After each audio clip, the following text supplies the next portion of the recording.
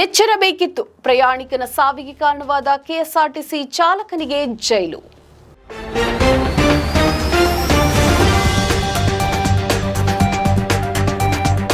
ಸುದ್ದಿಗಾರ ಈಗ ನಿಮ್ಮ ಕೇಬಲ್ ನೆಟ್ವರ್ಕ್ನಲ್ಲಿ.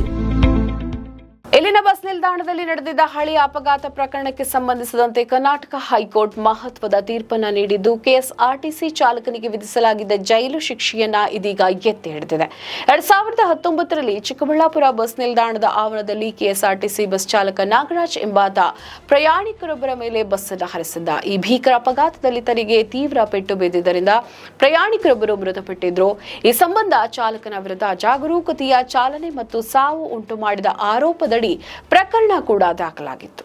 2023ರಲ್ಲಿ ಮ್ಯಾಜಿಸ್ಟ್ರೇಟ್ ನ್ಯಾಯಾಲಯವು ಚಾಲಕ ನಾಗರಾಜ್ನನ್ನು ಅಪರಾಧಿ ಅಂತ ಘೋಷಿಸಿ ಐಪಿಸಿ ಸೆಕ್ಷನ್ 304A ಅಡಿಯಲ್ಲಿ 1 ವರ್ಷದ ಸಾಧಾರಣ ಜೈಲು ಶಿಕ್ಷೆ ಹಾಗೂ 5,000 ರೂಪಾಯಿ ದಂಡ ವಿಧಿಸಿತ್ತು. ಜೊತೆಗೆ ಐಪಿಸಿ ಸೆಕ್ಷನ್ 279 ಅಡಿಯಲ್ಲಿ 1 ತಿಂಗಳ ಜೈಲು ಶಿಕ್ಷೆ ಮತ್ತು 1,000 ರೂಪಾಯಿ ದಂಡ ಕೂಡ ವಿಧಿಸಲಾಗಿತ್ತು. ಈ ಆದೇಶವನ್ನು ಈಗ ಸೆಷನ್ಸ್ ನ್ಯಾಯಾಲಯವು ಎತ್ತಿ ಹಿಡಿದಿತ್ತು. ಸೆಷನ್ಸ್ ನ್ಯಾಯಾಲಯದ ಆದೇಶವನ್ನು ಪ್ರಶ್ನಿಸಿ ಚಾಲಕ ನಾಗರಾಜ್ 2023ರಲ್ಲಿ ಹೈಕೋರ್ಟ್ಗೆ ಕ್ರಿಮಿನಲ್ ಮರುಪರಿಶೀಲನಾ ಅರ್ಜಿಯನ್ನ ಸಲ್ಲಿಸಿದ್ರು. ಒಂದು ವೇಳೆ ಶಿಕ್ಷೆ ಖರಾರಾದ್ರೆ ತಾನು ಸರ್ಕಾರಿ ಕೆಲಸ ಕಳೆದುಕೊಳ್ಳಬೇಕಾಗುತ್ತದೆ ಎಂಬ ವಾದವನ್ನು ಆತ ಮಂಡಿಸಿದ್ದ.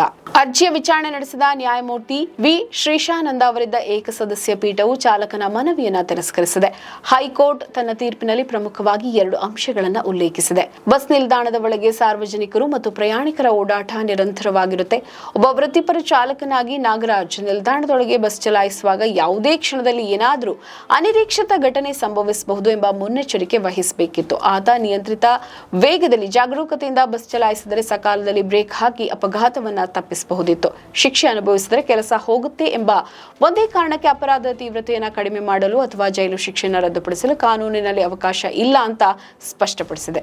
ಹೈಕೋರ್ಟ್ ಚಾಲಕನ ಅರ್ಜಿಯನ್ನು ಭಾಗಶಃ ಪುರಸ್ಕರಿಸಿದ್ದು, ಶಿಕ್ಷೆಯ ಪ್ರಮಾಣದಲ್ಲಿ ಸಣ್ಣ ಮಾರ್ಪಾಡು ಮಾಡಿದೆ. ಐಪಿಸಿ ಸೆಕ್ಷನ್ 304A ಅಡಿಯಲ್ಲಿ ವಿಧಿಸಲಾಗಿರುವ 1 ವರ್ಷದ ಜೈಲು ಶಿಕ್ಷೆ ಮತ್ತು 5,000 ರೂಪಾಯಿ ದಂಡವನ್ನ ನ್ಯಾಯಾಲಯ ಇದೀಗ ಖಾಯಂಗೊಳಿಸಿದೆ. ಆದರೆ ಸೆಕ್ಷನ್ 279 ಅಡಿಯಲ್ಲಿ ನೀಡಲಾಗಿದ್ದ ಹೆಚ್ಚುವರಿ 1 ತಿಂಗಳ ಪ್ರತ್ಯೇಕ ಜೈಲು ಶಿಕ್ಷೆಯನ್ನ ಮಾತ್ರ ರದ್ದುಪಡಿಸಿದೆ.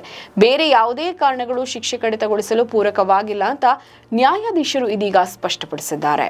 ನಮ್ಮ ಈ ವಿಡಿಯೋ ನಿಮಗೆ ಇಷ್ಟ ಆದಲ್ಲಿ ಲೈಕ್ ಮಾಡಿ, ಶೇರ್ ಮಾಡಿ, ಕಮೆಂಟ್ ಮಾಡಿ ಮತ್ತೆ ಸಬ್ಸ್ಕ್ರೈಬ್ ಮಾಡಿ.